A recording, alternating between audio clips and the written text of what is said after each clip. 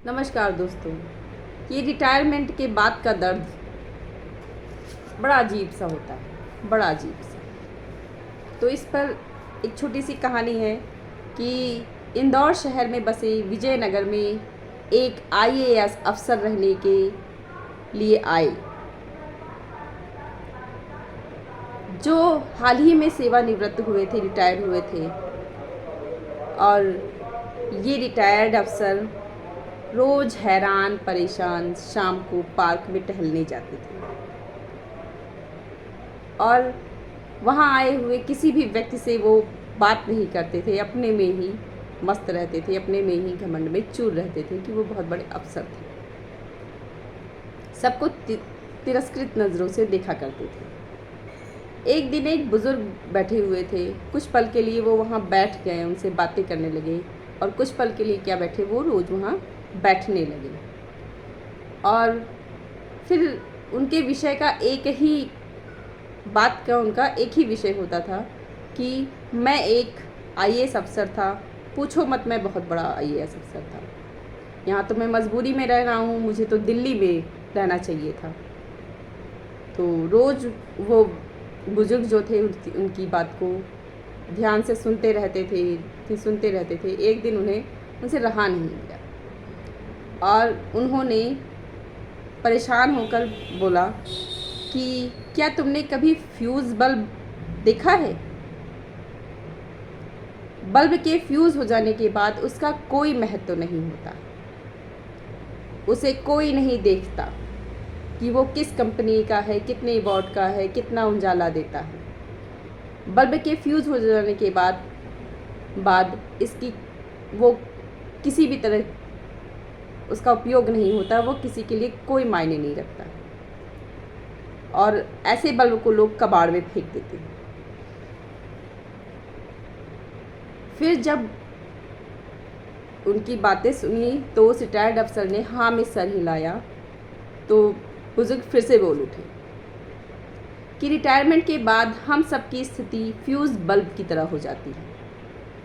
हम कहाँ काम करते थे, कितने बड़े पद पर थे, हमारा क्या रुतबा था, ये सब कुछ कोई मायने नहीं रखता है आफ्टर रिटायरमेंट। मुझे देख लो, मैं सोसाइटी में पिछले कई वर्षों से रह रहा हूँ और आज तक किसी को मैंने ये नहीं बताया है कि मैं 2 बार सांसद के पद पर रह चुका हूँ।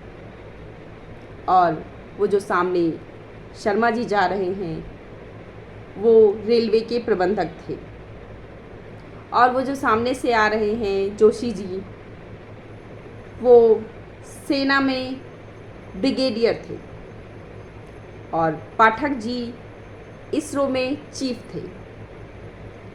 ये बात उन्होंने किसी से नहीं कही, पर मैं यहाँ कई सालों से रह रहा हूँ, इसलिए मैं ये बात जानता हूँ।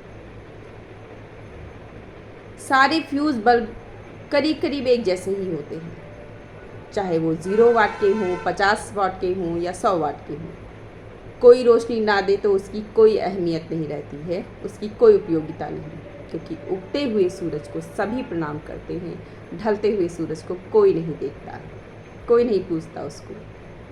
ठीक इसी तरह रिटायरमेंट के बाद भी ऊंचे पद के अधिकारियों की भी कोई अहमियत नहीं रहती उतनी, सामने वाले को अगर ना पता हो। रिटायरमेंट के बाद भी जब उनसे अपने अच्छे दिन नहीं भुलाए जाते हैं, तो अपने घर के नेम प्लेट पर वो retired officer, IAS retired, PCS retired, professor retired, principal retired, engineer, ऐसे लिखवा लेते हैं। माना कि आप बहुत बड़े अफसर थे, आपकी तूती बोलती थी, आपका रुतबा था, पर अब यह बात मायने नहीं रखती, क्योंकि आप रिटायर्ड हो चुके हैं, अब आप एक आम इंसान हैं। बल्कि मायने ये रखता है कि आप सेवा पद पर रहते हुए आपने कितने लोगों के दिल को छुआ, आप कैसे इंसान थे। आपने आम लोगों के लिए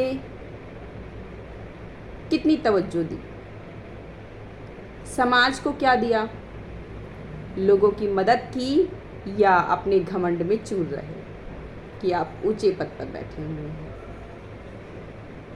तो अगर आपको ये घमंड आए कि मैं ऊंचे पद पर हूँ,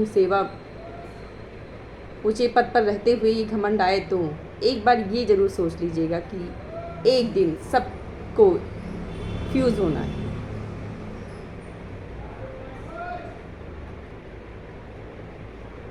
ये कहानी उन लोगों के लिए आईना है जो पद और सत्ता होते हुए भी अपनी कलम से समाज का हित नहीं करते हैं और रिटायरमेंट के बाद उनको समाज के लिए बहुत बड़ी चिंता होने लगती है। तो अपने पद का दंभ भरने के बजाय चिंतन करिए और समाज का जो भी हित आपसे संभव हो सके उसे ज़रूर करिए